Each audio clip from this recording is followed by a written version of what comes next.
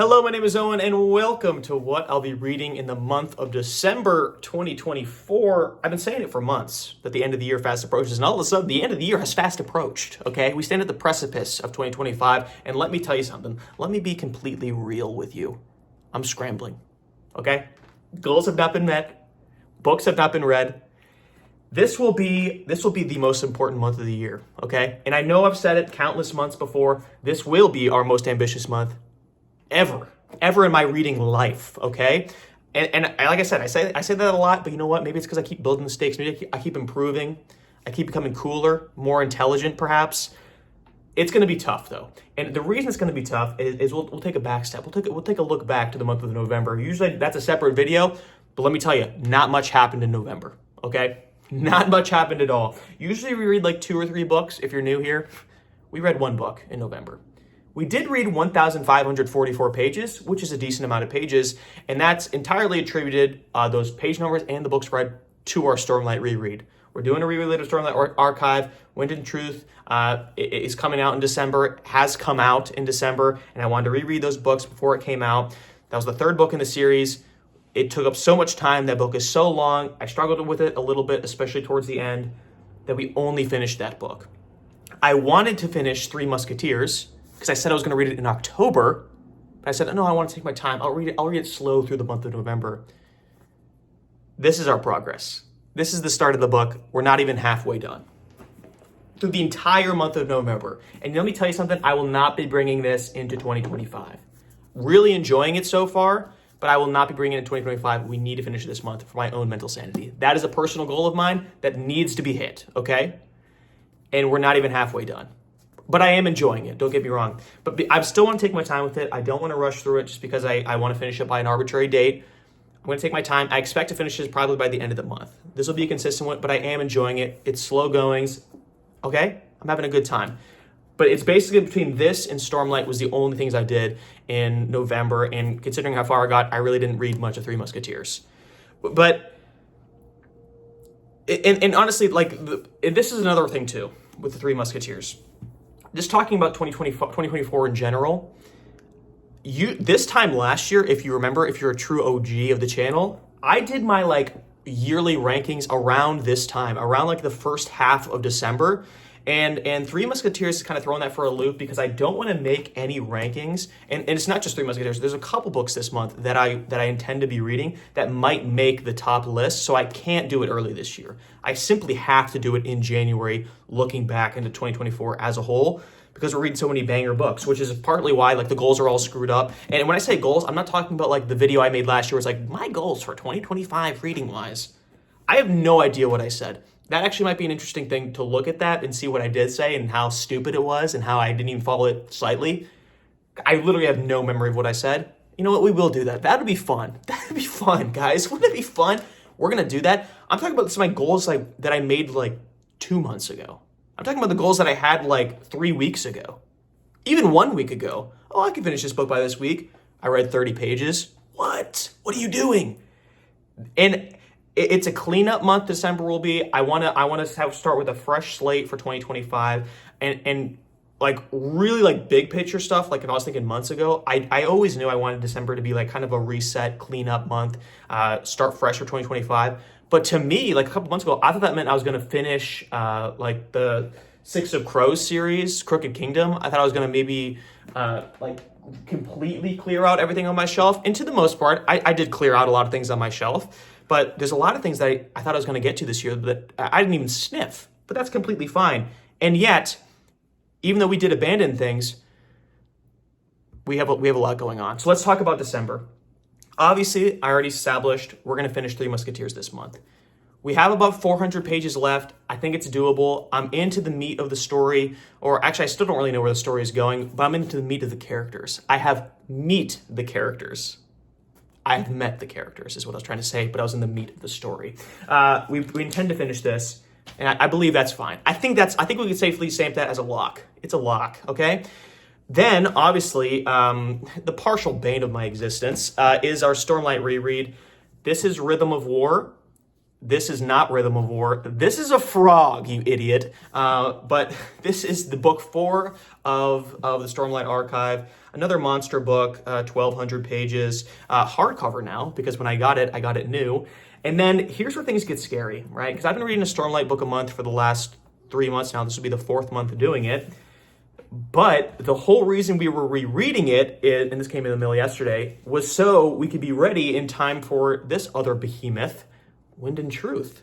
Which, listen, for those of you that have been watching the Stormlight rereads, you know I've been up and then slowly down on all of these books, and they aren't holding up in my head like they used to. And this is a side rant. One thing I find very interesting about Stormlight is there's this like, there's not a war, but people feel very strongly about this series one way or another. I will have comments on my videos that say, this book is absolute trash.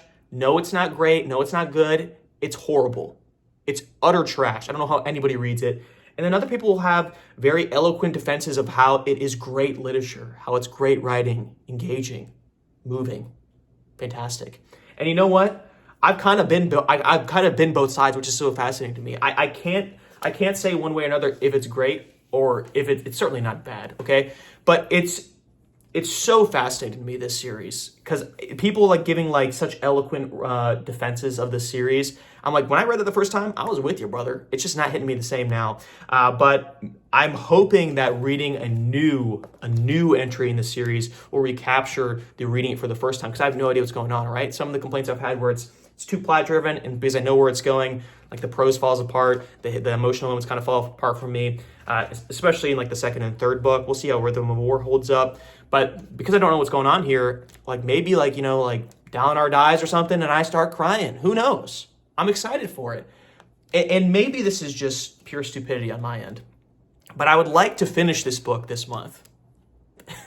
I know. I've lost it, okay?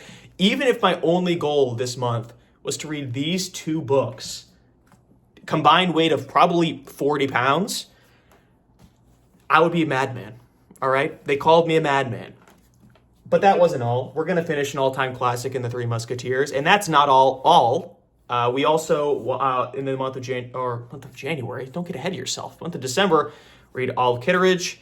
And then also I got a new Daphne, or that's not a new book, I got it new, Daphne du Maurier, Frenchman's Creek. I want to read both of these books. The good news is, before you call me an absolute fool, you're never going to reach half of this, I already finished this book. You thought I wasn't going to be able to do any of them. I already finished this book.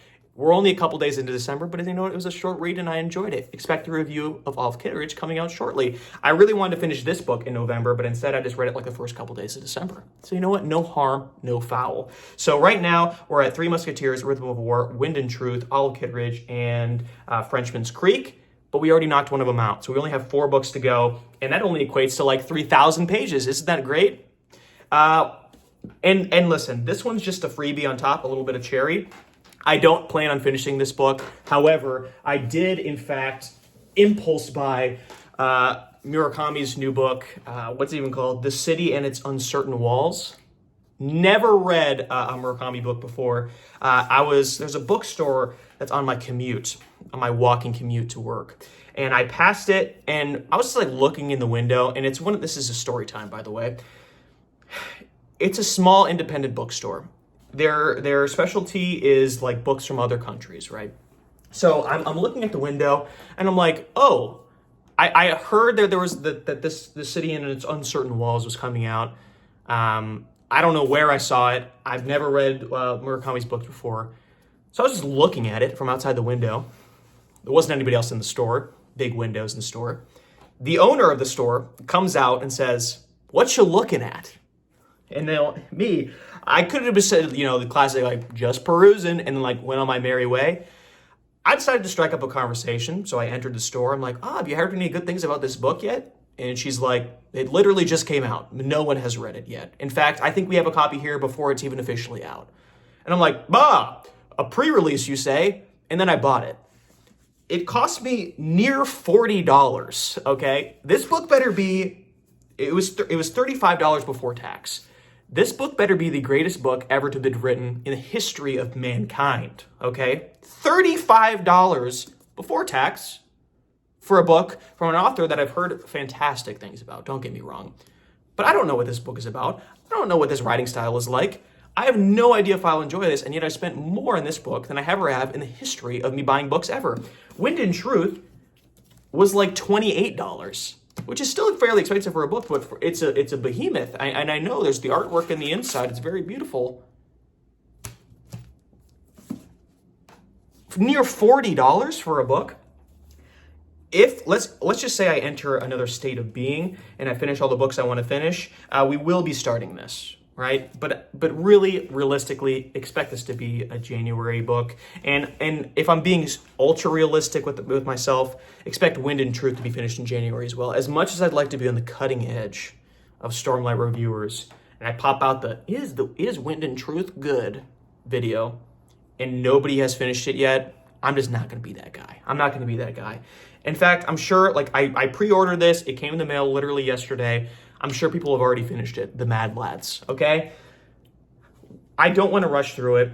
I am excited for this book, despite the issues I've had with the reread. I really am hoping this book is fantastic. And who knows? I could see a world, and maybe this makes the top books of the year.